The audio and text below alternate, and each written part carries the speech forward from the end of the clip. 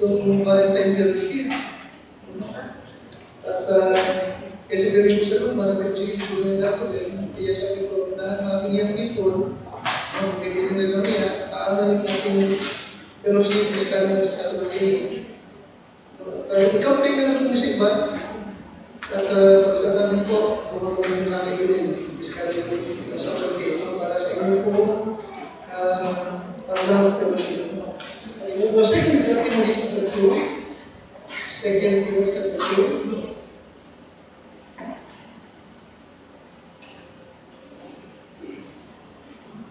kung nalasan po tayo, kaya hihingi ko rin po yung support na naman ng ating mga tatay at nanay. 2 Timothy chapter 2,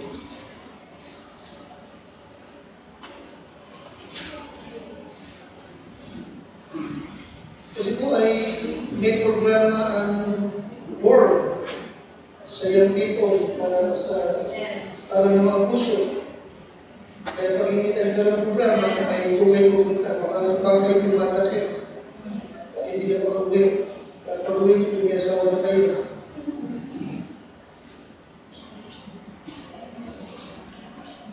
Second, Timothy chapter 2. Andiyan na po kayo? Okay, the verse number 20 to 21. Verse 20 to 21. Tayo mo lahat. Ready?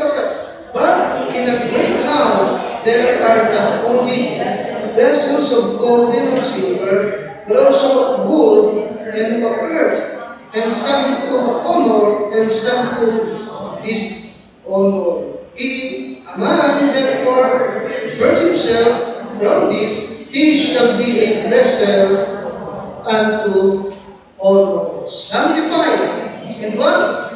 Meet for what? For the master's use. Sining master na yan?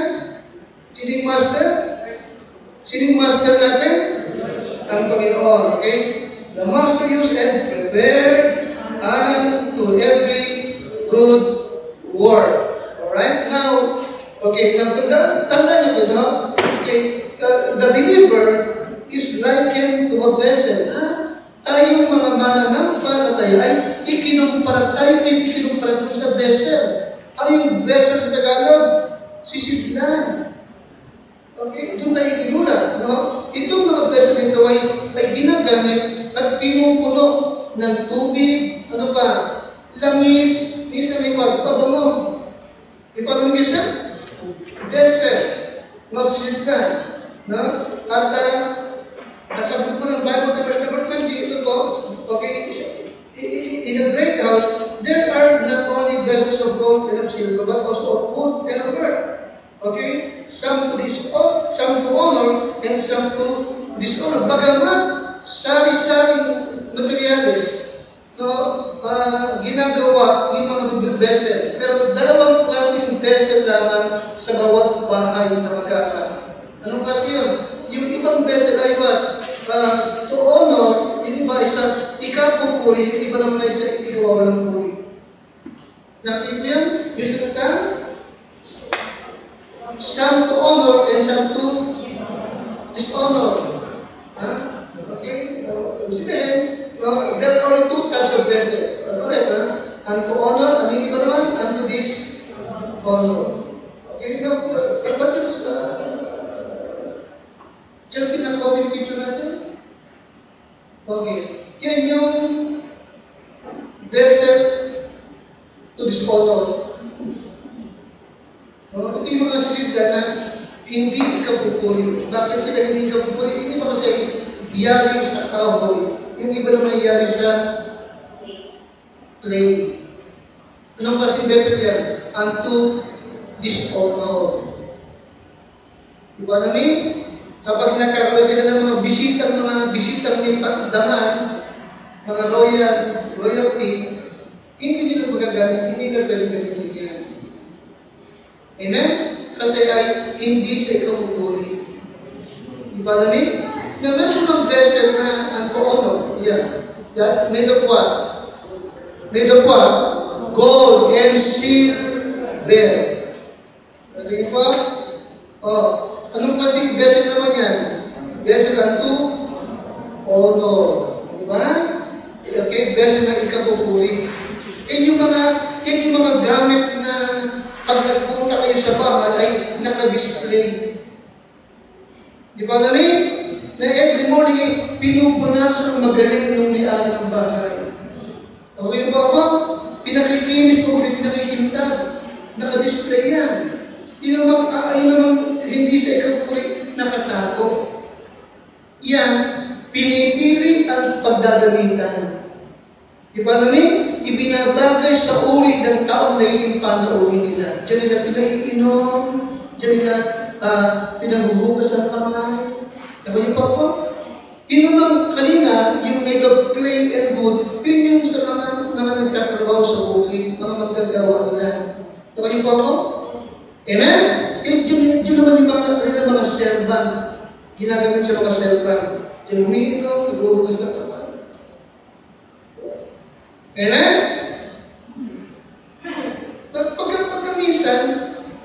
Pagka minsan,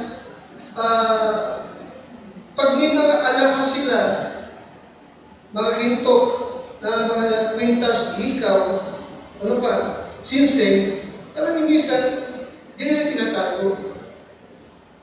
Para pag may magnanakaw, hindi akalain dyan para nakatago. Kaso alam na naman ngayon.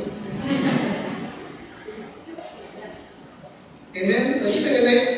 Parang hindi ka pupuri, kanina na sa loob ka puri-puri. Bakit po ako? Oh. But of course, ngayong gabi, from verse number 20 to 21, nakikita niyo maliwanag naman, no? That God wants each of us to be a vessel unto honor. Okay? Kung tayo man ay magsisikat, no? Na maging talagang sisidlan na para sa Diyos, ang ibig niya, sikapin natin na tayo magsibing vessel unto honor.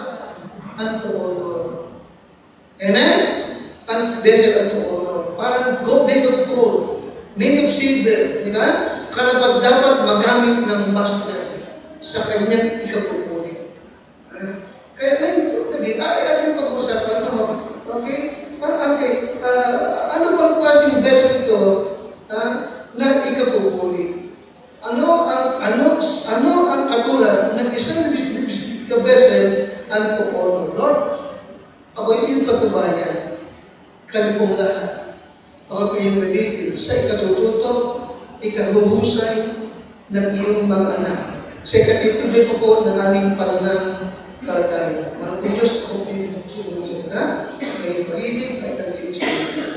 Iyakin na lang, ito'y kapasalamat at sinasamo sa pangalan po ng aming Panginoon Jesus. Amen. Now, number one, no, okay, ano ba itong vessel na ito unto honor? Now, verse number 21. Ay na, okay. If a man, therefore, purge himself from this, okay, he shall be a vessel unto honor. Una, ibig makakita po, a vessel unto honor is a separated vessel. It's a separated vessel. Alright? Tapos Tagalog, no? Ipamangkin mo, purge himself. Ano sa Tagalog mo, Justin? Naglilinis ng kanyang sarili. Kung ang sino man nga ay malinis sa alinman sa mga ito, ay magiging sisidlan silang ikapupuri. Ano pa? Banal. Ano pa? Marapat gamitin ng may-ari na handa sa lahat ng gawang mabuti. Ulit ko rin, God want each of us to be a vessel unto honor. Yun ang nais niya sa atin. Sisigdan ikapupuri. No? At ang vessel nito, unto honor. Una-una, ito ay anong kasing vessel? Separated vessel. Separated vessel. Malinis siya. Okay? Malinis at naglilinis ng kanyang sarili.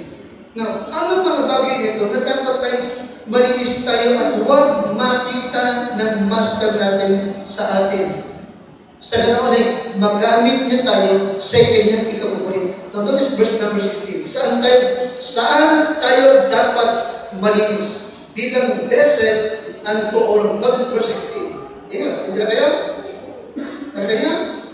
Pakalakas. Ready?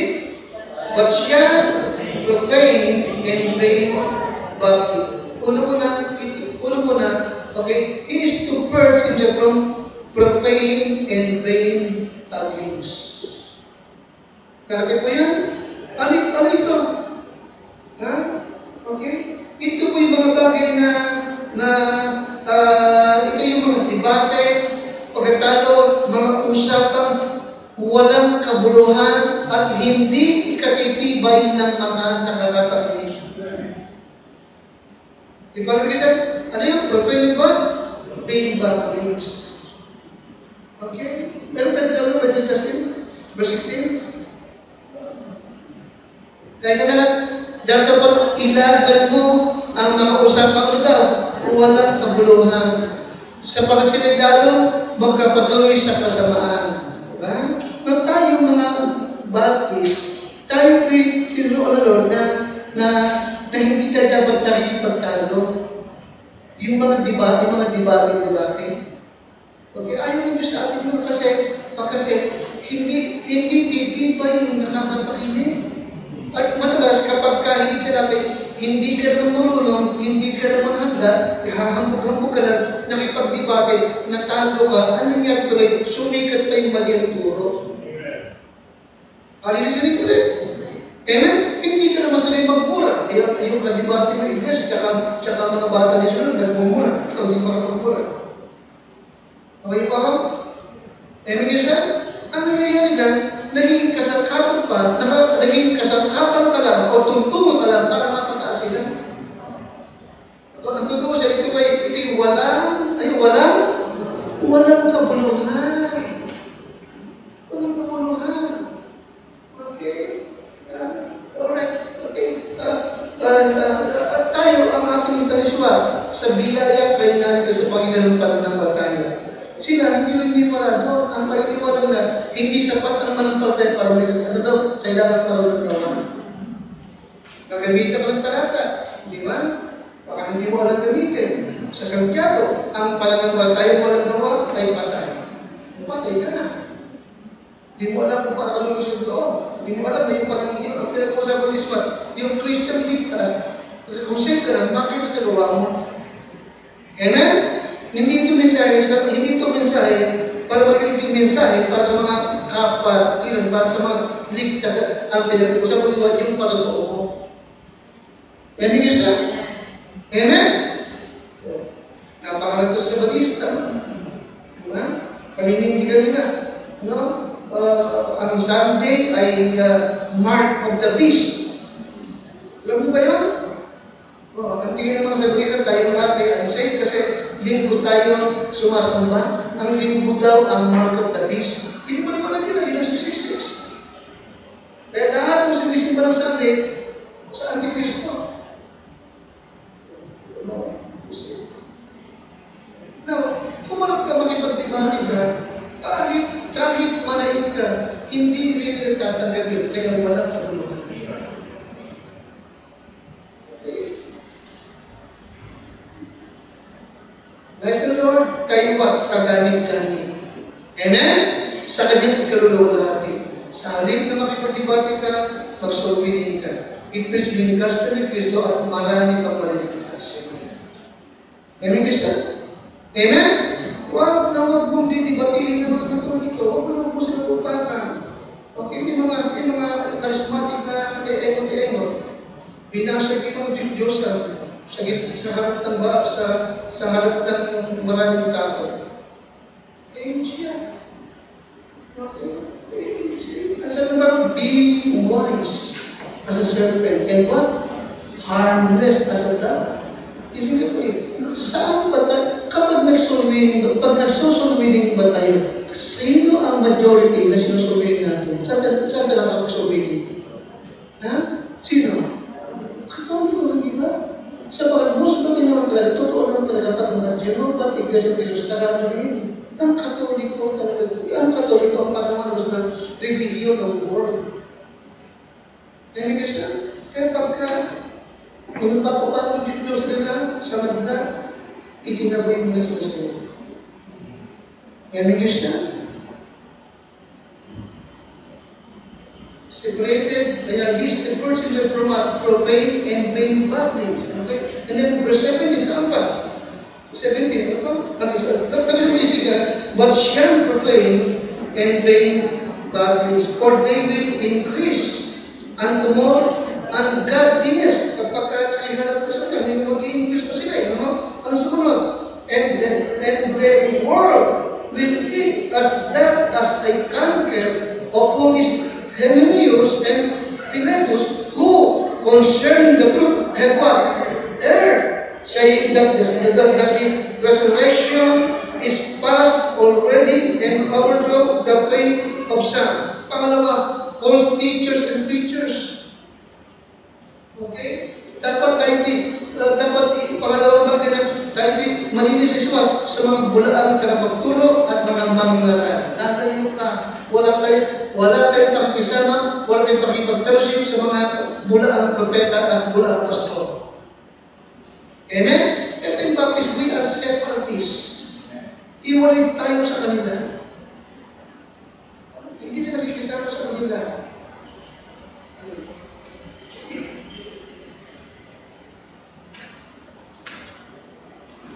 19, saan pa kailan? Nevertheless, the foundation of God standeth sure, having deceived the Lord, knoweth them that perish. Nakikilala ng Panginoon ang Kanya. At ang bawat sumasambit sa pangalan ni Kristo ay lumayo sa kasamaan. Kaya po yan?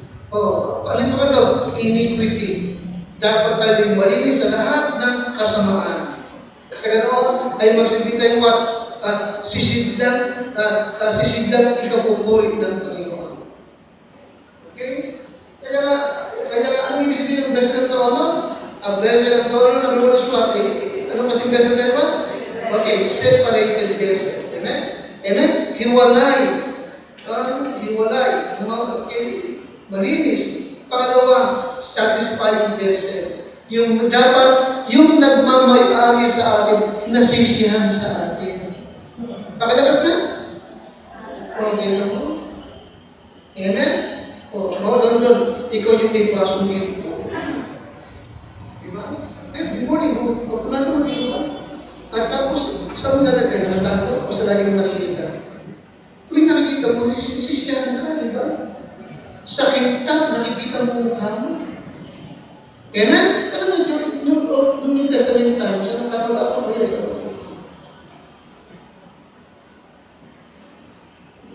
naisip ko lang. Kailan ba na-discover yung mirror? Wala pa ng time of tension eh. Kaya nagsasalamin sila saan? Sa silver tsaka sa gold. Nakikita nila ng magaliwa. Nakikita nila yung sarili nila. Now, ngayon, yes, at every time na nakikita niya itong kanyang vessel nito na ang oras, nasisiyahan siya, nalulubog siya. Now, yun din ang nais niyo sa ating pare-pareho. Amen? Ano kasing vessel? Anong ibig niya sa atin bilang vessel? Sa atin satisfied, well-pleasing. A well-pleasing vessel. Every time na nakikita ka niya, nasisiyahan siya sa iyo. Amen? Amen? Ako, pastor, pag may mga bisita niya yung grupo, nagtutuwa ako Iago ang Diyos. Amen? Pag may mga nabaptist, nagtutuwa ako, lalo ng Panginoon. Amen? Amen? Nabipis din siya. Nagbubunga ka, nagtutuwa ako, nagtutuwa. Hingap siya, nagtutuwa. Sapagat siya, nagpintas, hindi naman ako Amen? Amen? Ako sumisigaw na lang. Pero higit siya na, Diyos ang talagang naluwag sa akin. Amen? Yes. Kaya hindi ito ay mag-satisfying vessel. Remember yung 15, 7 and 10? Sa bawat kaluluwa na nagsisisi, mayroong katuwaan sa heaven. Amen? Bakit? Well-pleasing yun. Natutuwa siya. Yan ang ibig niya sa atin bilang vessel at moral na satisfy siya. Nalulubos siya. Okay? Number 3, sanctify. Sanctify.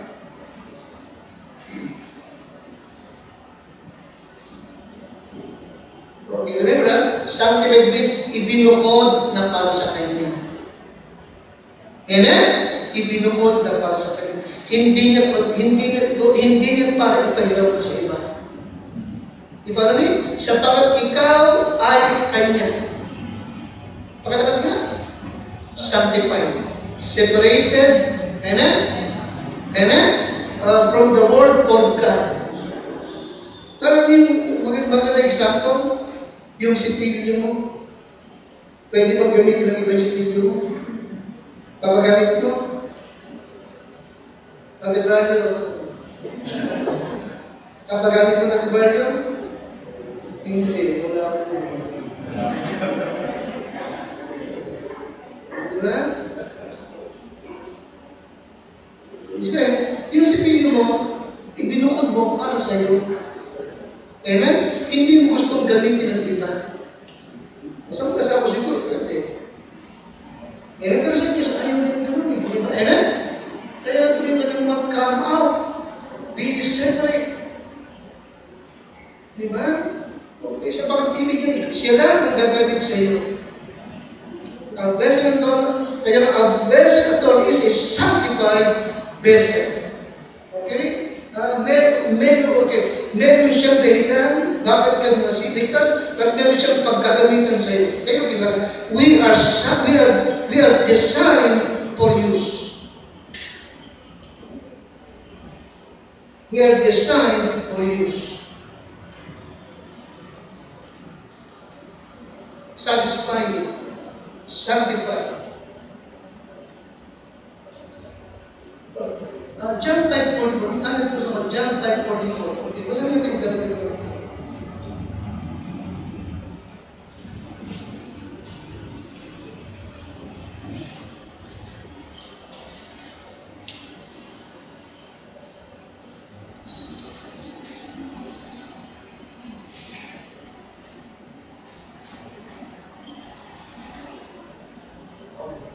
Ayan na po yun? How can you believe which receive honor one of another, and seek not the honor that cometh from God only? The vessel brings the Lord honor.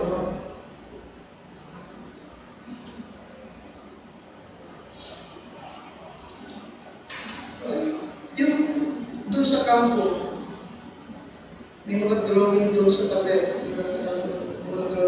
Hindi ko alam kung sino drawing ko. Pero naniniwala ko, sa tweet niyang dadaan doon yung nag-drawing, hindi na yung drawing niya. At nasisyan siya. Diba? Kumaling sa'yo, hindi ka nagagandaan, pero yung nag-drawing, sa kanya maganda yun. Kaya inan, nasisyan siya. Pero hindi ang Diyos sa atin. Sa tuwing nang nakikita ka niya, no, naglilingkod ka, nagbubunga ka, no, nasisiyahan siya sa iyo. Amen? Sapagat nagagalap sa iyo, yung talagang kadahilan ng bakit kanya inaligtas. We are designed for God's service. We are designed for God's service. We are designed para magpapit ang Panginoon. Separated, satisfying, ano yung pangatlo? Sanctified. Sanctified. Alright? Pang-apat, special vessel. Meet for the master's use. Special vessel. Okay.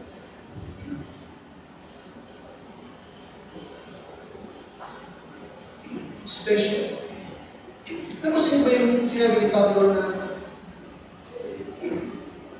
sa marami, hindi ako kilala, pero ako'y kilala.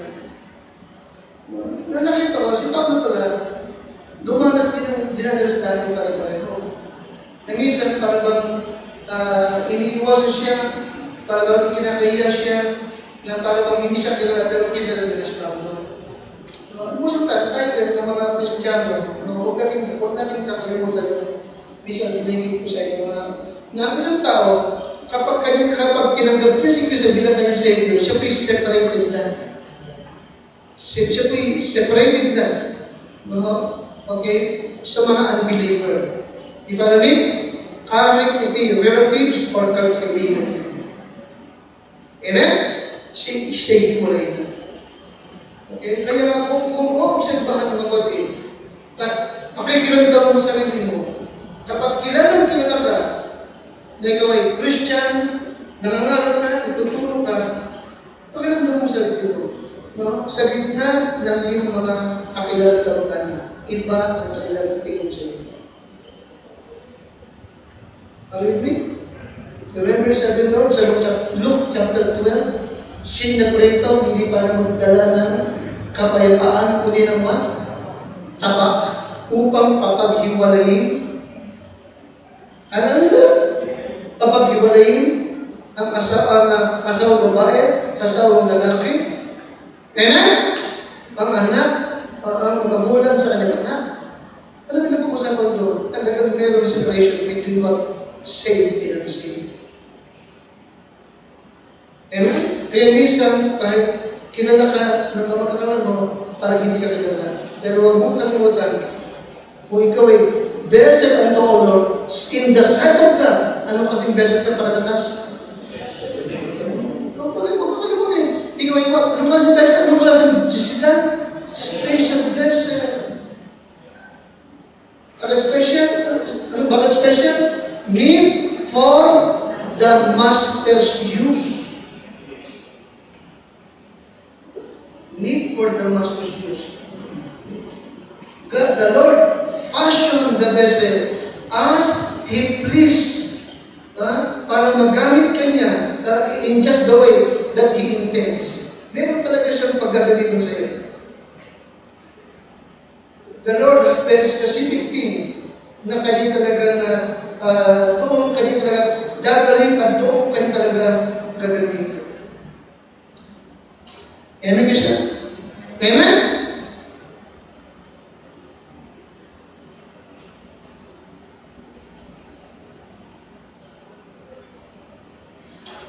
Si Brother Luis, akala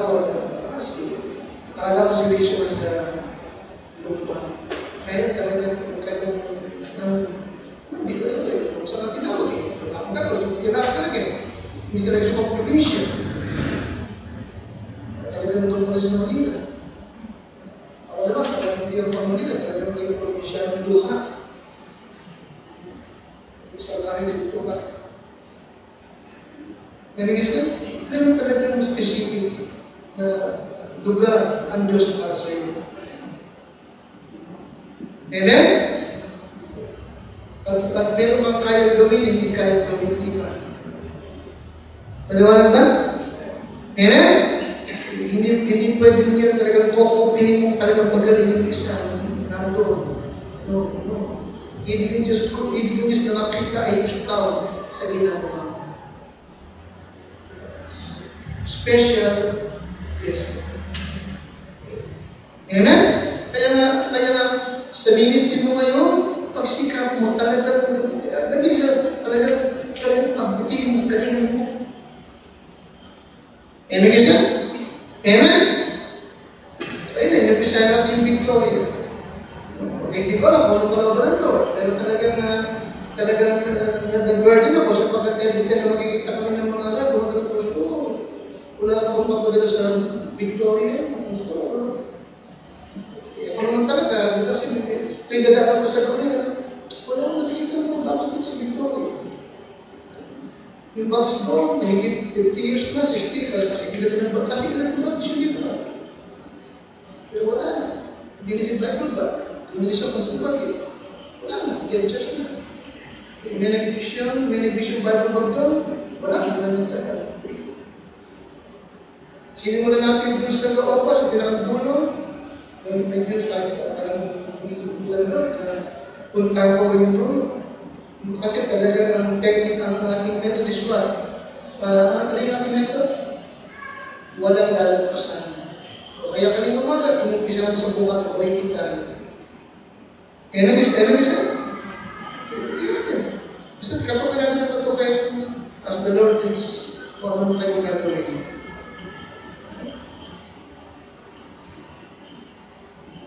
Mo kailangan lang magsibita yung vessel unto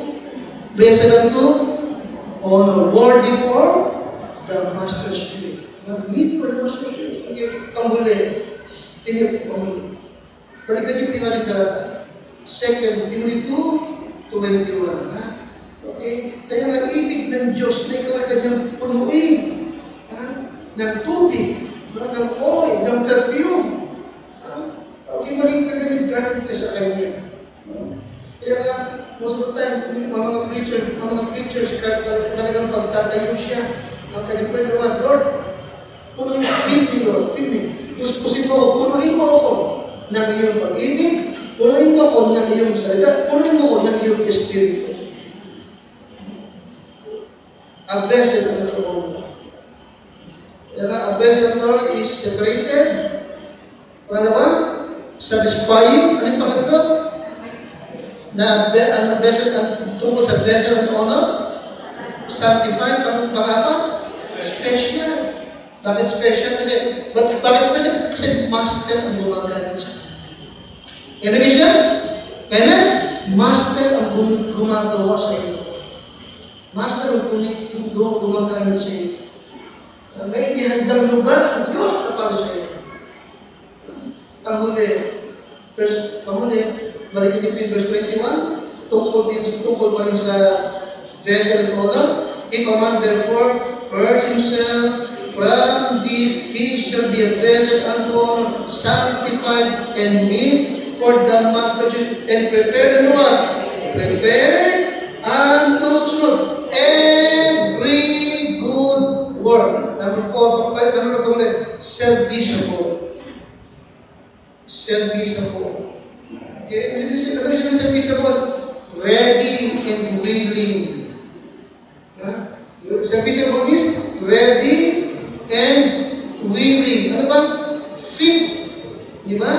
Angkop. Naaangkop sa paggamit. Amen siya? Amen? Kaya nga, ihahanda mo talaga ang iyong sarili. Okay? Kaya nga, ang mga lingkod ng Diyos, hindi lang yung pinipray na Lord, ako pinipray mo, maihanda ko yung lesson. Hindi lang yun, kundi ang higit sa Lord, ako muna ang ihanda mo.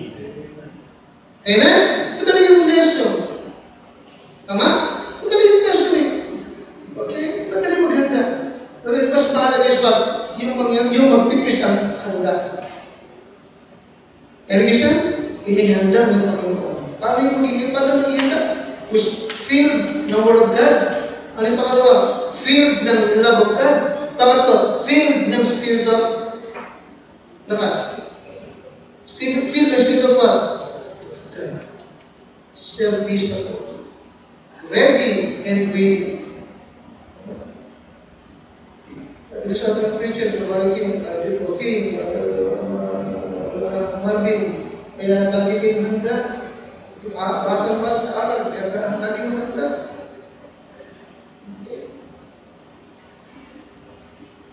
Ready, willing, fit for the master's use. No?